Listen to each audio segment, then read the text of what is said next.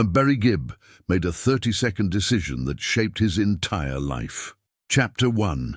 The Weight of Silence.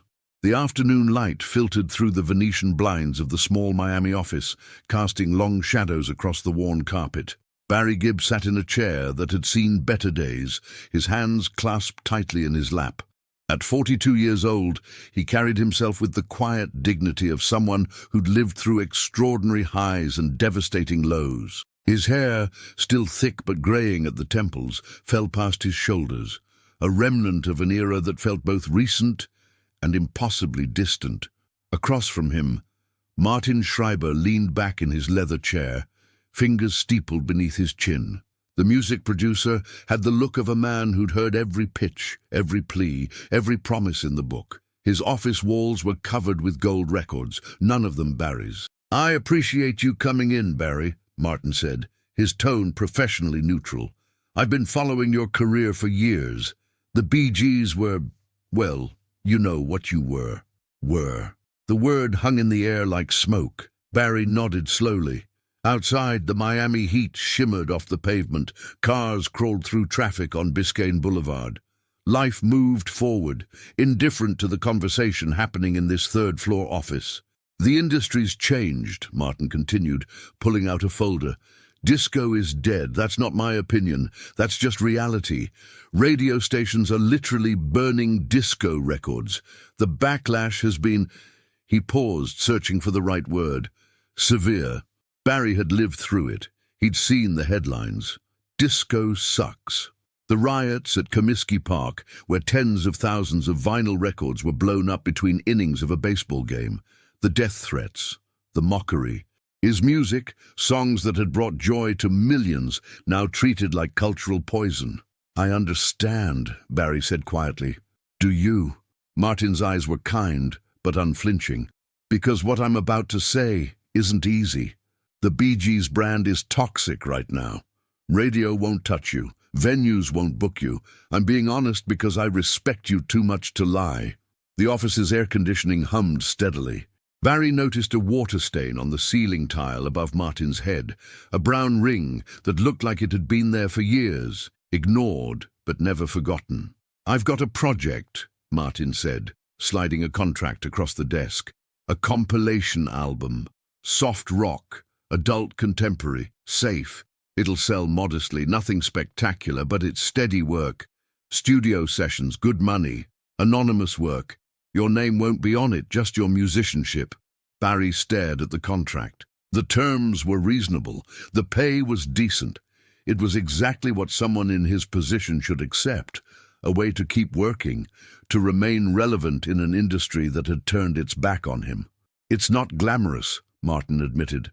"But it's professional, respectable. And honestly, Barry, it might be the best offer you're going to get right now." Barry's fingers traced the edge of the paper. He thought about his brothers, Maurice and Robin. They'd been through everything together. The early days in Manchester, playing working men's clubs for loose change. The move to Australia, starting over, the slow climb to success. Then the dizzying heights of worldwide fame, when their voices filled stadiums and their songs dominated the charts. And then the fall, swift, brutal, complete. "Can I ask you something?" Barry said, looking up. "Of course. Do you believe in second chances?" Martin sighed, the kind of exhale that carried weight. "In this business? Rarely. People get typecast. Once the audience decides who you are, it's almost impossible to change their minds. You had your moment, Barry. It was bigger than most people ever get. Maybe it's time to accept that and find a different path." The words weren't cruel. They were pragmatic. Barry had heard similar sentiments from his own manager, from old friends in the industry, even from family members who worried about his well-being. "I have 3 sons," Barry said softly. "Stephen's 15 now. Ashley's 12. Travis is 8.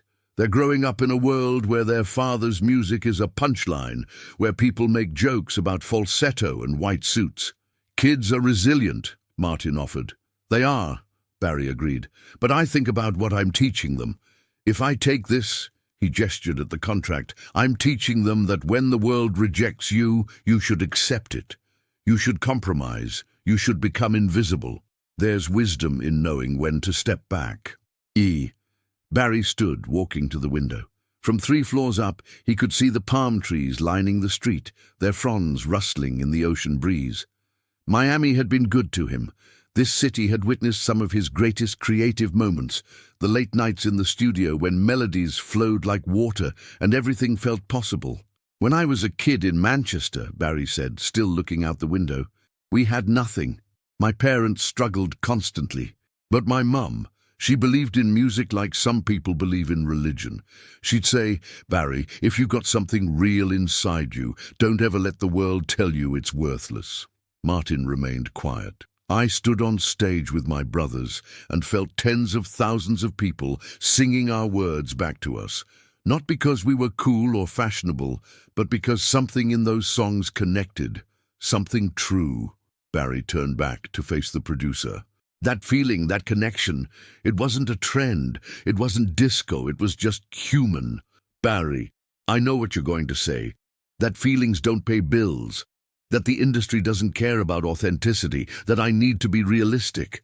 Barry's voice remained calm, but there was steel underneath. And you're probably right about all of it. He walked back to the desk, but didn't sit down. But here's what I know. If I sign this, if I accept that my voice only matters when it's anonymous, I'll survive. I'll be comfortable. I'll watch my sons grow up, and I'll have been practical and sensible. Barry picked up the contract, held it for a moment, then set it back down. But I'll also know, every single day for the rest of my life, that I gave up. That when it got hard, I chose safety over truth. Martin leaned forward. What are you saying? I'm saying no. The words came out quietly, but they filled the room. Barry, think about this. You're turning down guaranteed work in a market that has no interest in... I know, Barry interrupted gently. I know exactly what I'm turning down, and I know I might regret it, but I have to believe there's still a way forward. Not back to what we were. That's gone. But forward to something new, something honest. Based on what? Hope. Barry smiled, a sad but genuine expression. Based on the fact that music that comes from a real place doesn't have an expiration date. Trends change, fashions fade. But human emotion, that's permanent. Martin studied him for a long moment. You're making a mistake. Maybe. Barry extended his hand. But it'll be my mistake. They shook hands. The grip was firm, respectful. Martin walked him to the door. For what it's worth, the producer said, I admire your conviction. I think you're wrong, but I admire it. I appreciate your honesty, Barry replied. As he walked down the corridor toward the elevator, Barry felt the weight of what he'd just done. He'd turned down security, stability, a clear path forward in an uncertain industry. The elevator doors opened. He stepped inside, watching his reflection in the polished metal. He looked older than he felt, tired. But there was something else in his eyes, a spark that hadn't been there when he'd arrived. The doors closed. The elevator descended. And in that small, contained space, Barry Gibb allowed himself to feel the full magnitude of his decision. His heart raced. His palms were damp. He'd just bet everything, his career, his financial security, his family's stability, on the belief that his music still mattered. It had taken less than 30 seconds to say no, 30 seconds to choose uncertainty over comfort, 30 seconds that would ripple through the rest of his life in ways he couldn't possibly imagine. When he stepped out into the Miami afternoon, the heat hit him like a wall. He walked to his car, a modest sedan that was a far cry from the luxury vehicles of his peak years. As he drove home through the familiar streets, he thought about his brothers, about the songs they'd written together, about the music that still lived inside him. The radio played a current hit, something synthesizer-heavy and emotionally vacant. He switched it off. In the silence, he heard something else, a melody, fragile, incomplete, but real. He gripped the steering wheel tighter and drove home to tell his wife Linda what he'd done, knowing she'd be worried, knowing she'd also understand. The 30-second decision was made. Now came the years of living with it. Chapter 2. The Long Quiet. 6 months passed like water through cupped hands, visible but impossible to hold on to. Barry sat in his home studio, a converted garage space where the walls were lined with foam padding and the floor was a mess of cables and coffee cups. The small window showed the backyard where Linda had planted bougainvillea that now bloomed in violent purples and magentas against the white fence. His guitar lay across his lap. He'd been holding it for 20 minutes without playing a single note. The phone hadn't rung in 3 days. Linda appeared in the doorway, carrying a sandwich on a paper plate. She'd cut it diagonally, she always did, a small gesture of care that made ordinary moments feel intentional. "You should eat something," she said, setting the plate on the cluttered desk beside a stack of unopened bills. "I will." Barry didn't look up from the guitar. She lingered in the doorway. After 18 years of marriage, she'd learned to read his silences. This one was heavy with doubt. "Martin Schreiber called last week," she said carefully. Barry's fingers found a chord, struck it softly. "You didn't tell me, because I knew you didn't want to know." Linda crossed her arms, not defensively, but as if holding herself together. "He said the offer's still open, the session work." "I can't." "Can't or won't?" Barry finally looked at her. "Is there a difference?" "Yes." Linda stepped into the room, moving aside a stack of sheet music, to sit on the old couch they'd bought at a yard sale. "Can't means impossible, won't means choice. You're choosing this uncertainty, Barry, for all of us." "I know what I'm asking of you," he said quietly, "and the boys." "I know." Through the walls, they could hear Travis and Ashley arguing about a video game in the living room. Stephen was at soccer practice. Normal family sounds, normal family life. Except nothing felt normal anymore. "Stephen asked me yesterday if we were poor," Linda said. The words landed like stones. "What did you tell him?" "I told him we were fine, that his father was working on something important." She met his eyes. "Was I lying?" Barry set the guitar aside carefully, as if it might shatter. "I don't know." The honesty was brutal. They sat with it. "I keep thinking about Manchester," Barry said finally. "When we were kids, Dad would come home from his shift, exhausted, and Mum would have dinner waiting, usually something stretched to feed too many mouths. But after dinner, we'd sing, all of us, harmonies around the kitchen table. I know this story. But do you know what I remember most? Not the harmony, the look on their faces, like for those few minutes, everything difficult in their lives just lifted. That's what music did. It was the opposite of escape. It was the most real thing we had." Linda was quiet for a moment. "And you think you can find that again?" "I have to try. Even if it means watching our savings drain away. Even if it means moving to a smaller house. Even if it means telling our sons they can't have things their friends have. Yes." The word came out firm, because the alternative is teaching them that when you have something real, something true, you're supposed to abandon it the moment it becomes difficult. What kind of lesson is that? "It's called being responsible." Is it? Or is it called giving up? They'd had versions of this conversation before, but never quite this directly. Linda stood, walked to the window. The afternoon light caught her profile. She was still beautiful, but there were lines around her eyes that hadn't been there 5 years ago. The stress was aging both of them. "I believe in you," she said, her back still to him. "I believe in your music. I always have. But Barry, I'm scared. I'm scared that this time belief won't be enough." He came to stand behind her, close but not touching. "I'm scared too." "Then why?" "Because fear's not a good enough reason to quit. Not when I can still hear melodies I haven't written yet. Not when I wake up at 3 in the morning with lyrics running through my head. Not when—" He stopped, searching for the right words. "Not when I still feel like I have something to say." Linda turned to face him. What if nobody wants to listen? It was the question that haunted him, the one he woke up to every morning and fell asleep to every night. "Then at least I'll know I tried," he said. "And 20 years from now, when Stephen or Ashley or Travis asks me why I gave up, I won't have to lie to them." She studied his face, this man she'd married when they were both young and the future felt unlimited. You really think you can write your way out of this? I don't know, Barry admitted. But I know I can't not try. Linda closed her eyes for a moment, and when she opened them, Barry saw the decision there.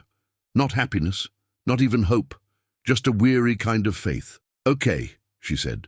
Okay, we do this your way. But Barry, I need you to promise me something, anything. If this doesn't work, if a year from now we're in the same place or worse, you'll accept that it's time to move on. You'll take whatever work comes. You'll put the family first. The promise felt like a noose, but he understood why she needed it. 1 year, he agreed. They shook hands, a formal gesture that would have been funny in any other context. But this was a contract, binding and real. That night, after Linda and the boys were asleep, Barry returned to the studio. He picked up the guitar, and this time his fingers found their way through a progression that felt new. Not disco, not the polished pop that had made them famous. Something rawer, more personal. He sang softly, not wanting to wake anyone. I've been alone too many nights, thinking about what went wrong. The melody was simple. The words were honest. It wasn't revolutionary. It wasn't going to change the industry. But it was real. He recorded it on a cassette tape, just voice and guitar. When he played it back, he heard all the flaws, the rough edges, the uncertain moments, the vulnerability. And for the first time in months, he smiled. This was the path forward. Not backward to what they'd been, but forward into something unknown. Something that might fail completely, but something that belonged to him. Outside, Miami slept. The city of reinvention, the city of second acts, the city where people came to become new versions of themselves. Barry Gibb sat in his garage studio, surrounded by equipment he could barely afford to maintain, working on music that no radio station wanted, pursuing a dream that every reasonable person in his life thought was foolish. And he'd never felt more certain of anything in his life. The cassette tape spun slowly in the recorder, capturing something fragile and imperfect, something that sounded like hope. Chapter 3. Unexpected Voices. The call came on a Tuesday morning in October. Barry was in the kitchen helping Travis with his math homework, fractions that seemed designed to frustrate both father and son, when the phone rang.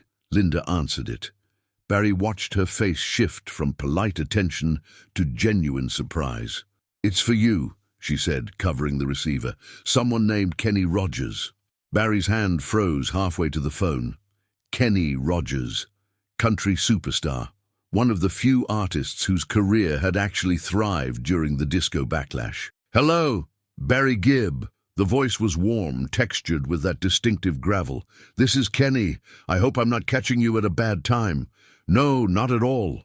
Barry waved Linda away from the kitchen, needing space to process this. "This is unexpected." "I imagine it is. Listen, I'll get right to it. I'm working on a new album and I'm looking for material. Real material. Not the formulaic stuff that gets churned out. I want songs with substance." Barry leaned against the counter. "And you're calling me because you're one of the best songwriters alive." Kenny's statement was matter-of-fact. "The disco thing, that's just noise, fashion, bullshit, frankly. But how deep is your love? To love somebody. Those songs transcend all that. They're just true." The validation felt like oxygen after months of holding his breath. "I appreciate that, Kenny, more than you know. I don't want appreciation. I want songs." There was a smile in Kenny's voice. "I'm recording in LA next month. I'd like you to come out. Bring whatever you've been working on. Let's see if there's something that fits." Barry thought about the cassette tapes filling a box in his studio. Fragments, ideas, melodies that had nowhere to go. "I'll be there." "Good man. My assistant will send details. And Barry, don't second-guess yourself. Trust the music. That's all that matters." When the call ended, Barry stood in his kitchen, phone still in hand, feeling the strange vertigo of hope returning. Linda appeared in the doorway. "Well?" "He wants songs for his album." "That's wonderful." Linda's face lit up. "That's exactly what you needed." Barry nodded, but something nagged at him. "It's one session, one possibility. It doesn't change the bigger picture." It changes today's picture, Linda countered. That's enough. The trip to Los Angeles felt surreal. Barry drove up the Pacific Coast Highway in a rented car, the ocean spreading endlessly to his left, the November sun turning the water into a field of diamonds. He'd made this drive dozens of times during the glory years, usually in expensive cars, usually with his brothers, usually feeling invincible. Now he was alone, in a budget rental, carrying a worn bag of cassette tapes. But the music was the same. The songs still lived. The studio was in Burbank, a sprawling complex where legends were made. Barry showed his ID at the gate, half expecting to be turned away. But his name was on the list. He was expected. Kenny Rogers met him in the control room, extending a hand that engulfed Barry's. The man was bigger than life, tall, silver-bearded, wearing a denim shirt that somehow looked both casual and expensive. "You made it," Kenny said. "Good. Come on. Let's hear what you got." The engineer queued up Barry's demos. In the professional environment of the studio, with its pristine monitors and acoustically perfect space, Barry heard every flaw in his recordings, the hiss of the cheap cassette, the uneven mixing, the moments where his voice cracked with emotion. He wanted to apologize, to explain that these were just rough sketches, that given proper resources he could— "That one," Kenny interrupted, pointing at the console. "Go back to that." The engineer rewound, played again. It was a ballad Barry had written at 3 in the morning, unable to sleep, thinking about Maurice and Robin, and the distance that had grown between them. Islands in the stream, that is what we are. Kenny listened all the way through, eyes closed. When it ended, he opened them and looked directly at Barry. "That's it," he said simply. "That's— What? That's the one. That's the single." Kenny stood, started pacing with the energy of someone who'd just struck gold. "Can you hear it with Dolly Parton, her voice with yours on the demo? It's already there. The chemistry's already there." Barry's mind raced. "You want to record this as a duet?" "I want to record this as the duet. The one everyone remembers." Kenny's enthusiasm was infectious. "When can you have a finished version ready? Full arrangement, the works?" I'd need to work with my brothers, Maurice and Robin. The 3 of us together. That's when the arrangements really come alive." Kenny waved a hand. "So bring them in. Whatever you need. This song is going to be massive, Barry. I can feel it." The session that followed was a blur of creative energy. Kenny brought in his band, and Barry worked the arrangement, shaping it, refining it, finding the pockets where the melody could breathe. Hours disappeared. When they finally broke for dinner, Barry realized he hadn't thought about rejection, about the disco backlash, about his dwindling bank account for 7 straight hours. He'd just been making music. Over Thai food in Kenny's dressing room, the conversation turned personal. "Can I ask you something?" Kenny said, spearing a spring roll. "Why'd you turn down the session work? Schreiber told me you walked away from a guaranteed payday." Barry set down his fork. "How'd you know about that?" "Music business. Small world. Smaller than people think." Kenny's eyes were kind but curious. "Most guys in your position would have jumped at it." "I know. So why didn't you?"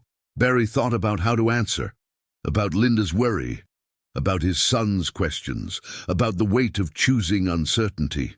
"Because I needed to know if I was a commodity or an artist," he said finally.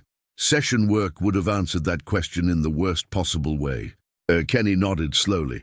"That's either the bravest thing I've heard or the stupidest." "Probably both." "Probably," Kenny smiled. "But I respect it. The industry tries to break you down into parts. Just a voice, just a sound, just a product. The ones who resist that, who insist on being whole, those are the ones who last." "You think I'll last?" "I think you already have. You just don't know it yet." Kenny stood, stretching. "Come on, let's cut a rough vocal. I want to play this for Dolly tomorrow, and it needs to sound right." They worked until midnight. When Barry finally left the studio, exhausted but energized, he drove back through Los Angeles with the windows down, letting the cool night air wash over him. The city glittered below as he wound through the hills. Somewhere down there, other musicians were making compromises, taking safe gigs, prioritizing survival over art. He didn't judge them. He understood that calculus intimately. But tonight, he'd chosen differently. And that choice had led to this moment, a moment of pure creative flow with an artist who believed in him. It wasn't validation of the 30-second decision. Not yet, but it was evidence that the path he'd chosen could lead somewhere. Back in Miami, Linda was awake when he called from his hotel room. "How'd it go?" she asked. "I think we might have something," Barry said, and for the first time in months, he heard hope in his own voice. "Good," Linda replied. "The boys will be happy." "How are they?" "Missing their dad, but proud of him." She paused. "I'm proud of you too, you know, even when I'm scared." "I know." Barry looked out at the Los Angeles skyline. "I'm going to make this work, Lynn. I don't know how yet, but I'm going to make this work." "I believe you," she said, and this time Barry thought she might actually mean it. When he hung up, he didn't go to bed. Instead, he sat at the small hotel desk and started sketching out ideas for other songs. The creative floodgates had opened, and he wasn't about to let the moment pass. Outside, Los Angeles hummed with possibility. Inside, Barry Gibb wrote, and somewhere between those two realities, a future was taking shape. Chapter 4. The Long Climb. Islands in the Stream hit radio in January 1983, and the response was immediate. Not explosive, not the overnight sensation that disco had been, but steady, persistent, the kind of success that built slowly, week by week, as more stations added it to rotation and more people called in requesting it. Barry stood in his Miami studio, listening to the local station play it during morning drive time. The DJ's voice was enthusiastic. "That's Kenny Rogers and Dolly Parton with the new single, written by Barry Gibb of the Bee Gees." The mention of his name didn't trigger the usual derisive jokes. Just a statement of fact. It was progress. The song climbed the charts steadily. By March, it hit #1 on the Billboard Hot 100. It stayed there for 2 weeks, then settled into the top 10 for months. The checks started arriving, not the massive paydays of the disco era, but substantial, enough to catch up on bills, enough to breathe. Linda framed the first check instead of cashing it. "We'll cash the second one," she said, hanging it in the studio. "But this one's a reminder of what happens when you don't give up." But Barry couldn't afford to rest on one success. He knew how quickly the industry could forget you, how one hit could be dismissed as an anomaly. He needed to prove it wasn't a fluke. The work came faster now. Barbra Streisand called, wanting material for her next album. Diana Ross reached out through her management. Dionne Warwick, Celine Dion, artists who'd watched from the sidelines during his fall, now wanted the one thing that had never diminished: his songwriting. Maurice and Robin started coming around more frequently. The three brothers would sit in Barry's studio, now upgraded with better equipment, courtesy of the Kenny Rogers royalties, and find their way back to the creative chemistry they'd thought might be gone forever. "Remember that melody you had?" Maurice would say. "The one that goes," and he'd hum something, and Robin would add a harmony, and Barry would build a bridge, and suddenly they'd be 3 kids from Manchester again, making music because it was the only thing that made sense. Stephen, now 17, would sometimes sit in on these sessions. Quiet, observational, learning by watching his father and uncles work. One evening, after Maurice and Robin had left, Stephen lingered. "Dad?" he said, holding his own guitar, a decent acoustic Barry had bought him for his birthday. "Yeah, bud? That thing you did, when you turned down the easy money." Stephen's voice was careful, like he'd been rehearsing this. "My friend's parents think you were crazy." Barry set down his coffee. "What do you think?" "I think..." Stephen plucked a string, listening to it fade. "I think you showed me it's okay to be scared, and do the thing anyway." Something in Barry's chest tightened. "You've been scared all the time of failing, of not being good enough, of picking the wrong thing and regretting it forever. And now?" Stephen looked up. "Now I think being scared is just part of doing something that matters." Barry pulled his son into a hug. This almost adult who was taller than him now, who'd watched his father struggle without judgment. "You're going to be okay, kid," Barry said. "Better than okay." "I hope so." Stephen pulled back. "I want to write songs too." "Is that stupid?" "Not even a little bit." The success continued, but it was different from before. No stadiums filled with screaming fans, no magazine covers or television appearances. Instead, it was the quiet satisfaction of other artists seeking him out, of songs he'd written touching millions of people through other voices. It wasn't the spotlight he'd known, it was something deeper, more lasting. One afternoon, his phone rang. The voice on the other end was tentative.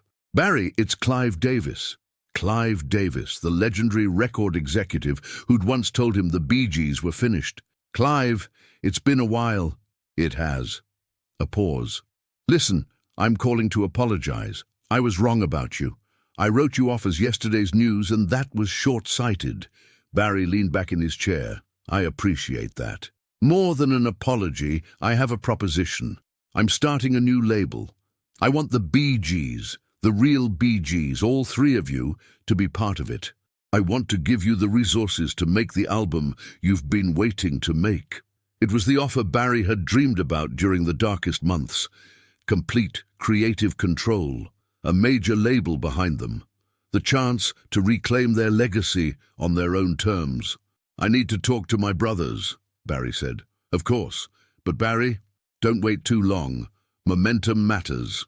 That evening, the three Gibb brothers sat on Barry's back porch, drinking beer and watching the sun set over Miami. The sky was ablaze with oranges and purples, the kind of sunset that made you believe in fresh starts. "Clive wants us back," Barry said, laying out the offer. Maurice whistled low. "Full creative control?" "That's what he said." Robin was quiet, thoughtful. "What do you want to do, Bar?" Barry considered the question. What did he want? Not what was smart or safe or strategic. What did he actually want? "I want to make music that's true," he said finally. "Not chasing trends, not trying to recapture what we were, just honest songs that matter to us." "That's a risk," Maurice pointed out. "Could flop completely." "Could," Barry agreed. "But after everything we've been through, I'd rather fail doing something real than succeed doing something hollow." Robin raised his beer. "To doing something real, then." They clinked bottles. Three brothers who'd travelled impossible distances together, who'd fallen from impossible heights, and who were now cautiously, carefully building something new. The album they made wasn't a massive commercial success. It sold modestly, got good reviews, found its audience slowly, over time. But it contained some of the best work they'd ever done. Songs stripped of pretense, full of hard-won wisdom and emotional honesty. Years later, music critics would point to it as the beginning of the Bee Gees' artistic renaissance. But at the time, it was just three middle-aged men refusing to quit, refusing to compromise, refusing to let the industry's rejection be their final chapter. Barry's phone started ringing more frequently, not with offers of stadium tours or comeback specials, but with artists, younger artists, who'd grown up listening to his music and wanted to collaborate. They saw him not as a relic, but as a master craftsman, someone who understood melody and emotion and the mysterious alchemy that made a song endure. He said yes to most of them, not for the money or the exposure, but because he loved the work. He loved sitting in a studio with someone half his age, watching their face light up when a melody locked into place. He loved being part of their journey the way others had once been part of his. Linda noticed the change in him. The weight he'd carried for years, the weight of failure, of rejection, of wondering if he'd made the right choice, had lifted.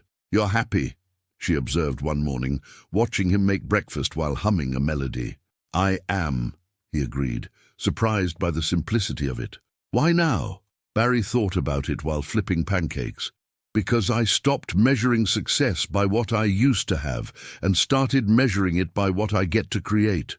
That's very philosophical for 7 in the morning. He laughed. Years of therapy talking, but it was true. Somewhere in the long climb back, he'd redefined what winning meant. It wasn't about reclaiming past glory.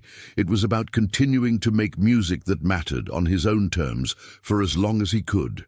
The 30-second decision had set him on this path, but every day since then had been another choice to keep walking it, even when the destination wasn't clear, even when the journey was hard.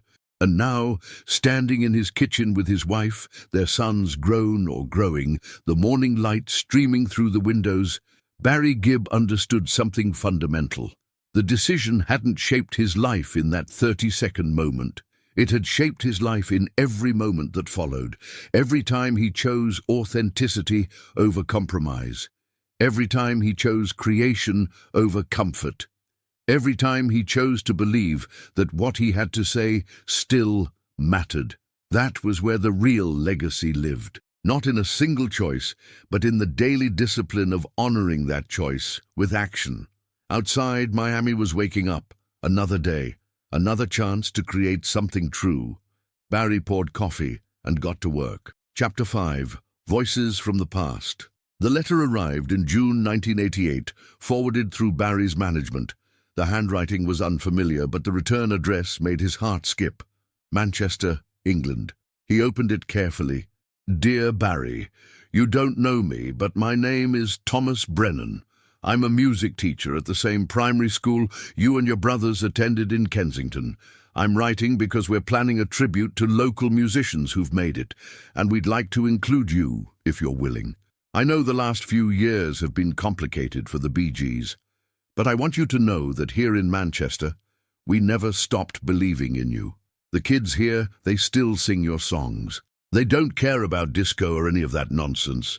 They just hear the music. Would you consider coming back, just for a day, to talk to the students about your journey? I think they'd benefit from hearing that success isn't always a straight line. With respect, Thomas Brennan. Barry read it 3 times, Manchester. He hadn't been back in years, not properly. Not to the neighborhoods where he'd grown up, where his parents had struggled, where the Gibb brothers had first learned to harmonize in a cramped living room. Linda found him in the studio that evening, still holding the letter. "What's that?" she asked. "An invitation," Barry said. "To go back." He showed her the letter. She read it quietly, then looked up at him.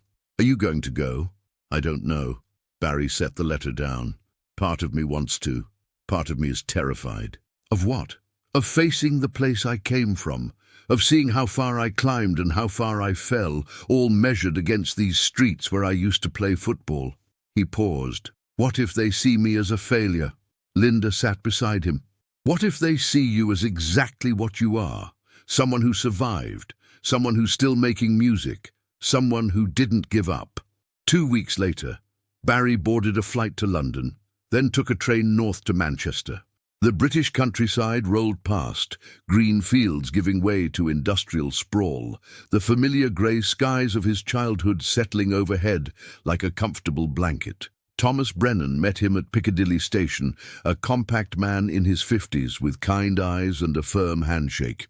"Mr. Gibb, I can't tell you how much this means," Thomas said, helping with Barry's bag. "Just Barry, please." They drove through Manchester, and Barry watched the city transform around him. Some parts he recognized immediately: the Victorian architecture, the canals, the remnants of the industrial past.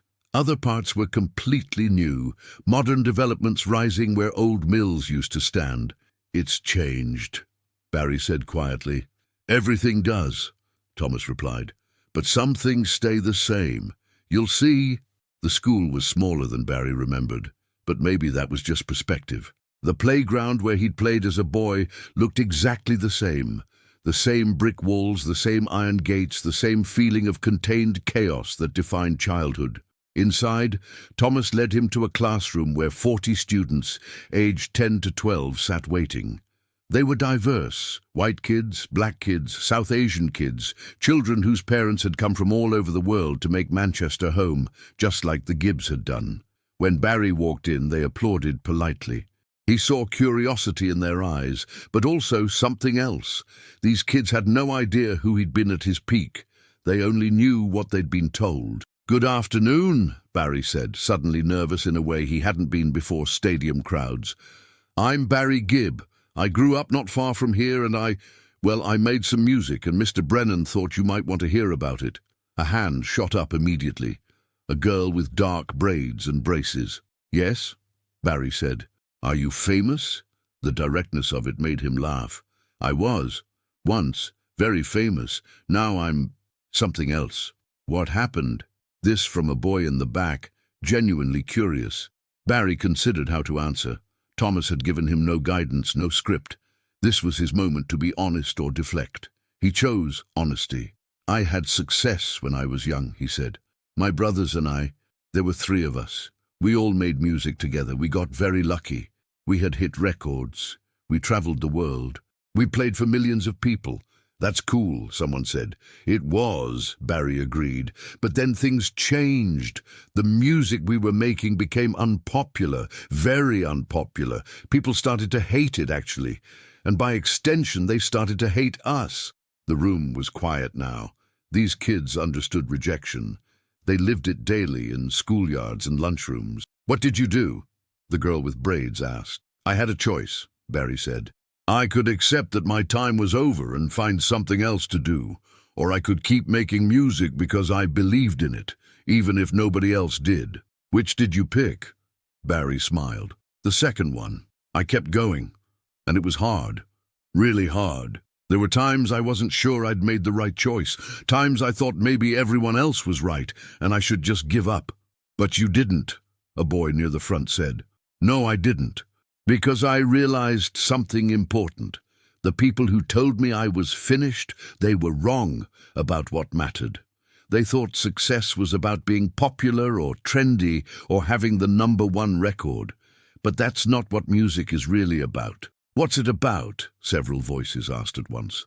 Barry thought of his mother's kitchen, of harmonizing with his brothers, of the moment in Martin Schreiber's office when he'd said no to safety. It's about telling the truth, he said. About finding something real inside yourself and sharing it, even when it's scary, even when you don't know if anyone will care. He spent the next hour answering questions, about writing songs, about being in a band with his brothers, about the moment he knew he wanted to be a musician. The kids were endlessly curious, unfiltered in the way only children can be. Do you still get nervous? One asked. Every time, Barry admitted. Even now, talking to you, my palms are sweating. Really? The boy seemed delighted by this. Really? Nervousness doesn't go away. You just learn that it means you're doing something that matters. Afterward, Thomas walked him through the school. They stopped at a display case where student artwork hung alongside photos of notable alumni. We'd like to add you here, Thomas said, if that's all right. Barry looked at the collection. Teachers, scientists, a local counselor, ordinary people who'd done things that mattered in quiet ways. I'd be honored, he said. That evening, Thomas took him to a local pub, not touristy, just a neighborhood spot where regulars gathered. When Barry walked in, a few older men at the bar recognized him immediately. Bloody hell, it's Barry Gibb, one of them called out. Barry tensed, waiting for mockery, but instead the man came over and shook his hand vigorously. Your mum used to sing in the church choir with my wife, the man said. Lovely woman. She'd be proud of you, lad. Thank you, Barry managed. They bought him a pint, insisted on it, and as the evening wore on, more people drifted over. Not because he was famous, half of them seemed only vaguely aware of his career, but because he was one of them. A local boy who'd gone out and tried something impossible. An elderly woman named Mrs. Patterson sat beside him, nursing a gin and tonic. I remember when you boys used to perform at the church social, she said.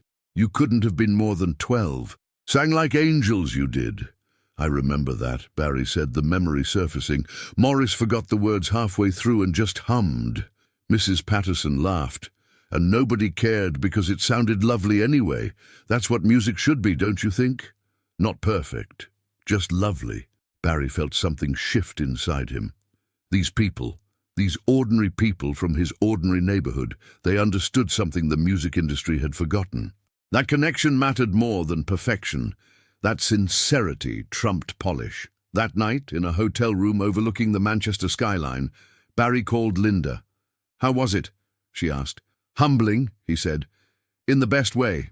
These kids, these people, they don't care about the Bee Gees' rise and fall. They just care about whether the music is real. And is it? Yeah, Barry said, surprised by the certainty in his voice. Yeah, it is. Good. He could hear her smile. Come home when you're ready. We miss you. Before leaving Manchester the next day, Barry took a cab to Kensington, to the street where his family had lived. The house was still there, though different families occupied it now. He didn't knock, just stood on the sidewalk, looking up at the windows where he'd once dreamed impossible dreams. A woman came out, middle-aged, carrying groceries. "Can I help you?" she asked, not unkindly. "I used to live here," Barry said, "a long time ago." She studied him for a moment, then her eyes widened. "You're one of the Gibb boys." "I am." "Come in," she said immediately. "Have a cup of tea. I want to show you something." Her name was Helen, and she'd lived in the house for 15 years. She led him to the kitchen, smaller than he remembered, but the same layout. "When we moved in, we found this," she said, opening a drawer. She pulled out a piece of paper, yellowed with age. It was stuck behind the cabinet. Barry unfolded it. His breath caught. It was sheet music, handwritten, his mother's handwriting, a song she used to sing to them. "I kept it," Helen said. "Seemed wrong to throw it away, like it belonged to the house." Barry held the paper carefully, as if it might disintegrate. His mother's notes, her voice, somehow present in these careful markings. "Thank you," he said, his voice thick. "Thank you for keeping it." "Keep it," Helen said. "Take it with you. I think it wants to go home." On the flight back to Miami, Barry kept the sheet music in his carry-on, pulling it out occasionally to look at it. His mother had been dead for 4 years now, but here was her handwriting, her passion, her belief that music mattered. She'd never doubted him. Even when the world turned against the Bee Gees, even when the backlash was vicious, she'd remained certain that what they'd created had value, and she'd been right. Barry pressed his forehead against the airplane window, watching the Atlantic slide by below. The 30-second decision hadn't just been about his career. It had been about honoring everything his mother had taught him about authenticity, about truth, about the stubborn refusal to let others define your worth. He carried her lesson with him now, literally and figuratively, and he understood finally that the decision to keep going wasn't something he'd made once in Martin Schreiber's office. It was something he made every day, every time he sat down to write, every time he chose honesty over safety, every time he remembered where he came from and why it mattered. The plane descended into Miami. Linda would be waiting at the airport with the boys. His studio would be waiting at home, filled with unfinished melodies and unexplored ideas. The work continued, the choice continued, and Barry Gibb, carrying his mother's music, flew toward whatever came next. Chapter 6. Legacy and Progress. The 1990s arrived with both promise and pain. Barry stood at Maurice's bedside in Mount Sinai Medical Center, watching his brother sleep, monitors beeping steadily in the sterile room. A routine surgery had gone wrong. Complications, they'd said. Maurice was stable now, but the scare had been real. Robin sat in the corner, face drawn. 50 years old, both of them, and suddenly confronting mortality in ways that felt too immediate. "Remember when we thought we were invincible?" Robin said quietly. Barry nodded, not trusting his voice. Maurice stirred, opened his eyes. "You two look like someone died." "Not funny," Barry said. "Little bit funny." Maurice's smile was weak but genuine. "I'm fine. Doctor said I'll be annoying you both again in a week." But the incident changed something. The three brothers started spending more time together, not just in the studio, but in life. Family dinners, long phone calls. The acknowledgement that time wasn't infinite, that the music they'd created together was inseparable from the brotherhood they'd shared. In 1997, they were inducted into the Rock and Roll Hall of Fame.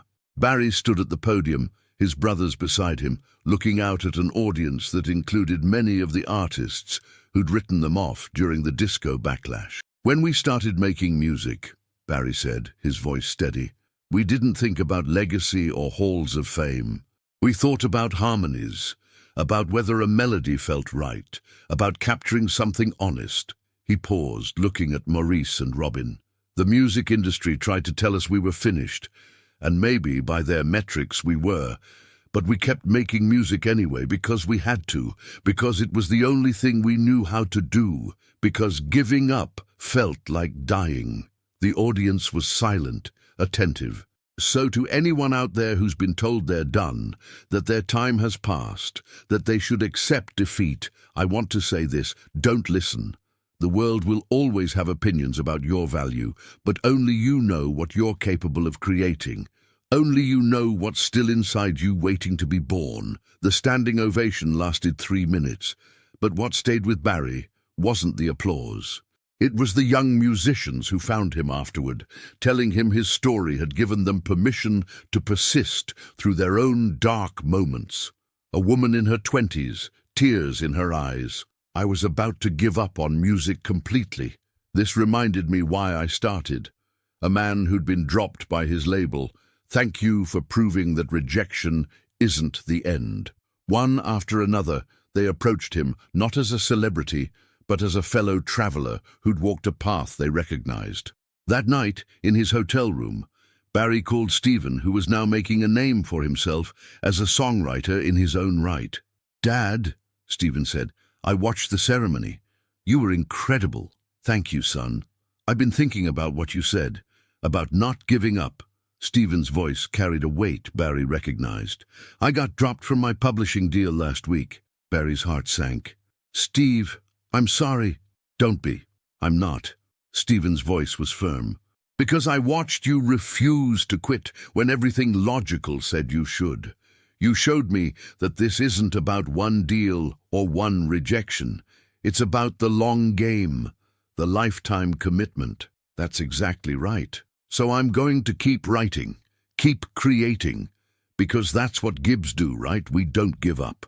After hanging up, Barry sat in the dark, overwhelmed by gratitude. The 30-second decision had rippled forward in ways he couldn't have imagined. Not just shaping his career, but shaping his son's understanding of resilience, of purpose, of what it meant to be an artist. The late 90s and early 2000s brought renewed interest in the Bee Gees' catalogue. A new generation discovered their music through samples and covers. Hip-hop artists built tracks around How Deep Is Your Love. Pop stars cited them as influences. The music that had been mocked now achieved a kind of classic status, but Barry remained wary of nostalgia. He wasn't interested in being preserved in amber, a relic of a bygone era. He wanted to keep creating, keep evolving. In 2003, tragedy struck. Maurice died suddenly, complications from a twisted intestine that developed too quickly for intervention. Barry held his brother's hand in the final moments, Robin on the other side, the three of them together, one last time. The grief was devastating. Barry stopped making music for 6 months, unable to imagine harmonizing without Maurice's voice in the mix. The studio felt haunted by absence. Linda found him there one evening, sitting in the dark, Maurice's last voicemail playing on repeat. "You have to let yourself mourn," she said gently. "I don't know how to do this without him," Barry admitted. "We've been making music together since we were children. How do I sing without hearing his harmony?" "You carry him with you. You honor him by continuing, but it took time. Long, painful time. Barry worked with a therapist, processed the loss, gradually found his way back to music through the grief rather than in spite of it. The first song he wrote after Maurice's death was simple, stripped down. Just his voice and guitar, a meditation on brotherhood, on loss, on the way love persists even when the person is gone. He played it for Robin over the phone. When it ended, Robin was crying. Mo would have loved that. It's true. It's so true. They released an album in 2004, just the two of them now. It wasn't a commercial blockbuster, but it was honest. Critics called it their most emotionally raw work. Fans who'd followed their journey heard the grief and the resilience intertwined. Barry was invited to speak at a songwriting conference in Nashville. Hundreds of aspiring musicians filled the auditorium, looking to him for wisdom about the craft. "I can't tell you how to write a hit," he began. "Formulas change, trends shift. What's popular today will be forgotten tomorrow." He paused, scanning the room. "But I can tell you this. The songs that last are the ones written from necessity, not from ambition or calculation, but from the need to express something that won't let you rest until you've captured it." A young man raised his hand. "What do you do when nobody wants what you're creating?" Barry smiled, recognizing his younger self in the question. "You ask yourself why you're creating it. If the answer is to be successful or to be famous, then maybe you reconsider. But if the answer is, because I have to, because it's the only way I know how to make sense of the world, then you keep going. You find a way. But what about practical concerns, bills, family? Those are real," Barry acknowledged. "I'm not saying ignore them. I'm saying don't let them be the only considerations. Because a life lived entirely in service of safety is a kind of death, a slow suffocation of everything that makes you who you are." He thought of the 30-second decision, the years of struggle that followed, the moments of doubt and fear, and wondering if he'd made a catastrophic mistake. "I almost gave up," he told the room, "multiple times, but something stopped me. Maybe stubbornness, maybe faith, maybe just the inability to imagine living any other way." "Or do you regret it?" someone called out. "The hard path?" Barry considered the question carefully. "I regret the pain it caused people I love, the worry I put Linda through, the uncertainty my sons lived with. Those things weigh on me." He paused. "But do I regret staying true to the music? No, because the alternative was abandoning the most essential part of myself, and I don't think I could have lived with that."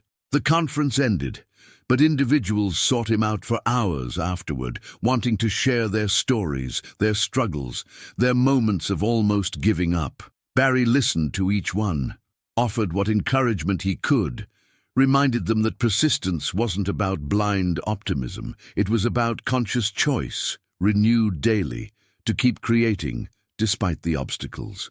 Flying home to Miami that evening, Barry reflected on the strange trajectory his life had taken. From a poor kid in Manchester to global superstar to industry pariah to, elder statesman, survivor, cautionary tale? Maybe all of those. Maybe none of them.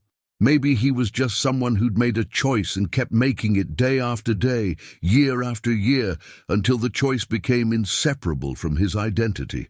Linda picked him up from the airport. They drove home in comfortable silence, the Miami night warm around them. "How was it?" she finally asked. "Good," Barry said. "Exhausting, but good.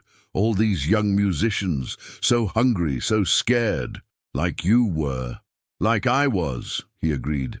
"Like I still am sometimes." They pulled into the driveway of the house they'd lived in for decades. The same house where he'd wrestled with the decision to turn down the session work. The same studio where he'd written countless songs through joy and grief and everything between. "I'm proud of you," Linda said, taking his hand. "Not for the success or the awards. For the stubbornness, for refusing to quit when quitting would have been easier. I couldn't have done it without you." "I know," she said, smiling, "but you did do it, and that matters." Inside, the house was quiet, their sons grown and living their own lives. Just Barry and Linda now, in the space they'd built together.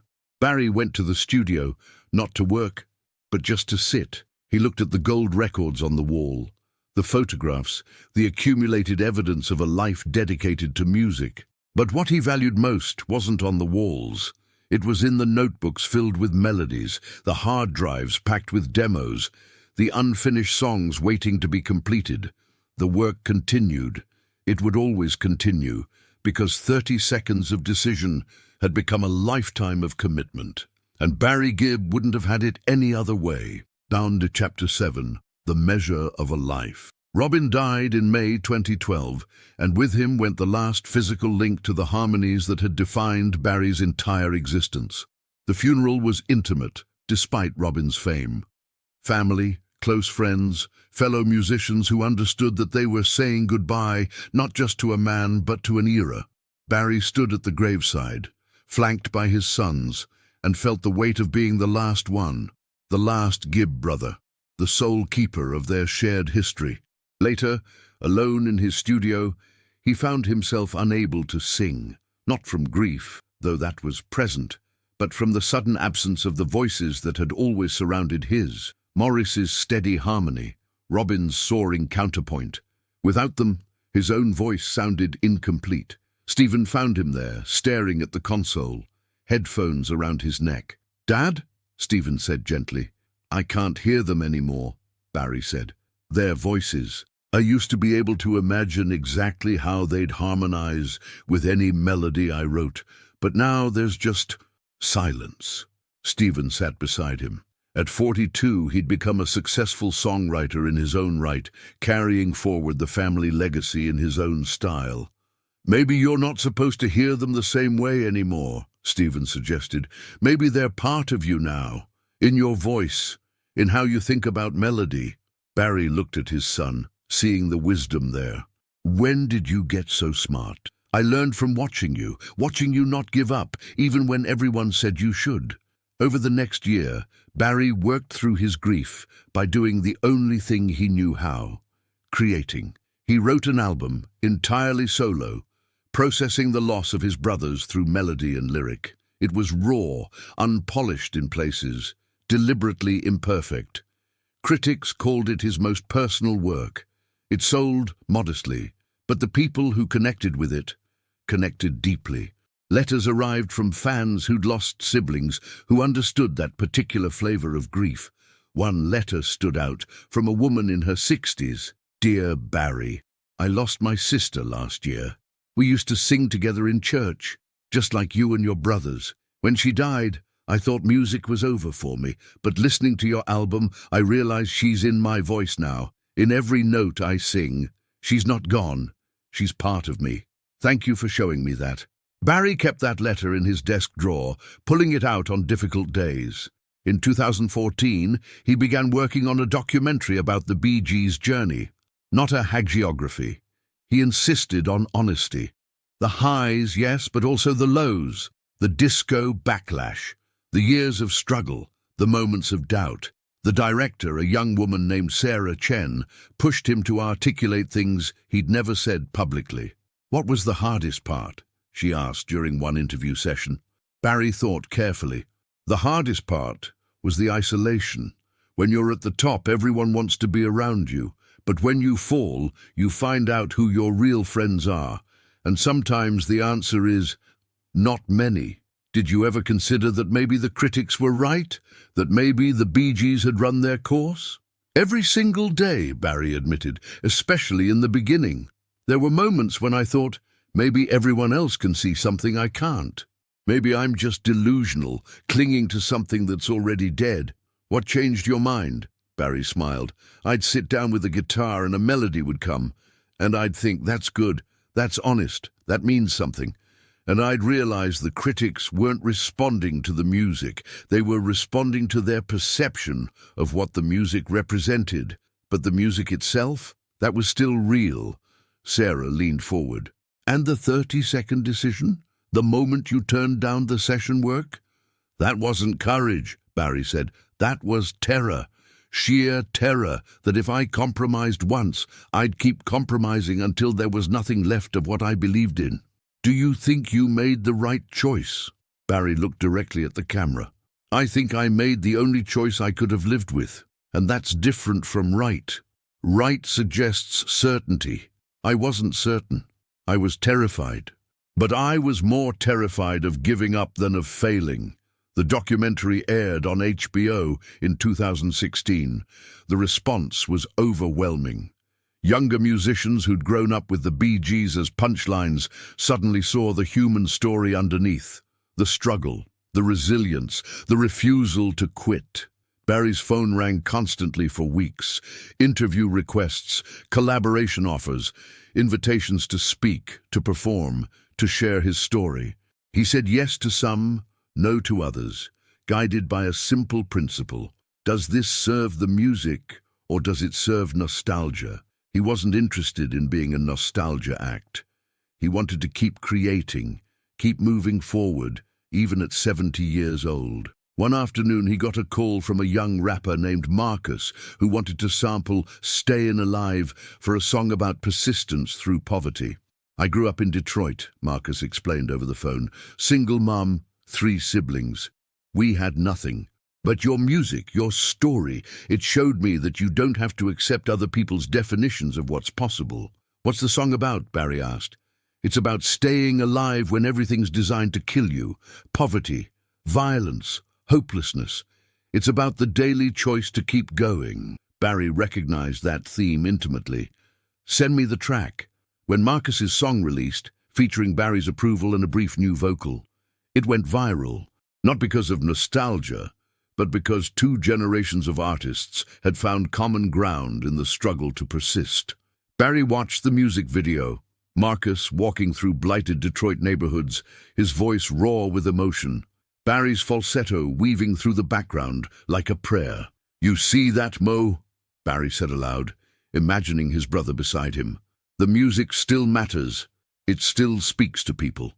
He felt, rather than heard, Maurice's agreement. In 2018, Barry received a Kennedy Center honor, one of the highest cultural awards in the United States. He sat in the balcony box, watching performers reinterpret Bee Gees' songs, feeling the weight of a lifetime's work acknowledged at the highest level. But what moved him most wasn't the prestigious setting or the notable attendees. It was a performance by a children's choir from Miami, kids from low-income neighborhoods singing "How Deep Is Your Love" with such pure emotion that Barry found tears streaming down his face. One of the choir members, a 10-year-old boy named Isaiah, spoke briefly. "Mr. Gibb's music taught us that it's okay to feel things deeply, that being emotional doesn't make you weak, that you can sing about love and sadness and hope, and that makes you strong." Linda, beside him in the box, squeezed his hand. "That's what it was all for," she whispered. "Right there." As Barry approached 80, he found himself reflecting more on legacy. Not the commercial success or the awards, but the imprint he'd leave on the world. He established a scholarship fund for young musicians from disadvantaged backgrounds, named it after his mother, Barbara. The application didn't ask about talent or potential. It asked about passion and commitment. "I want to support the kids who won't give up," he told the foundation board. "The ones who hear music in their heads and can't stop until they get it out.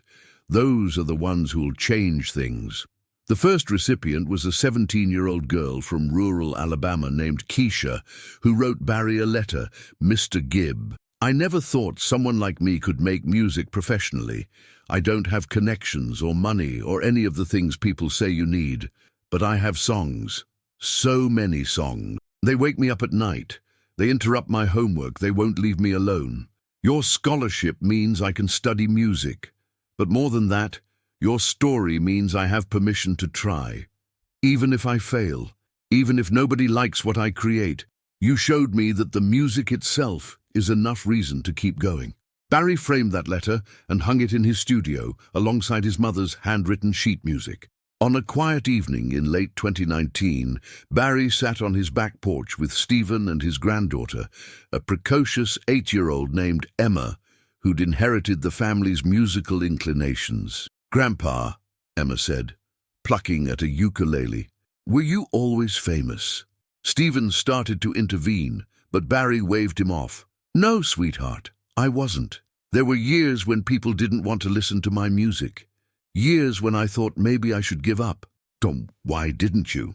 Barry considered how to explain it to a child. "Because the music was still inside me, and if I'd stopped making it, I would have been lying about who I was." "That makes sense," Emma said with the uncomplicated logic of childhood. "Like how I have to draw, even when my art teacher says my proportions are wrong." "Exactly like that." Emma returned to her ukulele, working through a melody with determined concentration. Stephen smiled at Barry. "She's got it," Stephen said. "That Gibb's stubbornness." "Good," Barry replied. "She'll need it." As the sun set over Miami, painting the sky in shades of amber and rose, Barry Gibb thought about the 30-second decision that had led to this moment. 73 years old, surrounded by family, still making music, still finding purpose in creation. He thought about Maurice and Robin, gone, but never absent. He thought about his mother, who'd believed in music as salvation. He thought about Linda, who'd stood beside him through every doubt and triumph.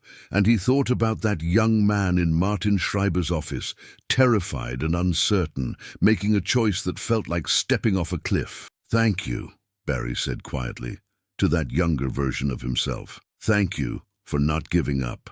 Emma looked up from her ukulele. "Who are you talking to, Grandpa?" "Just remembering," Barry said. "Just being grateful." The evening deepened around them. Lights flickered on in neighboring houses.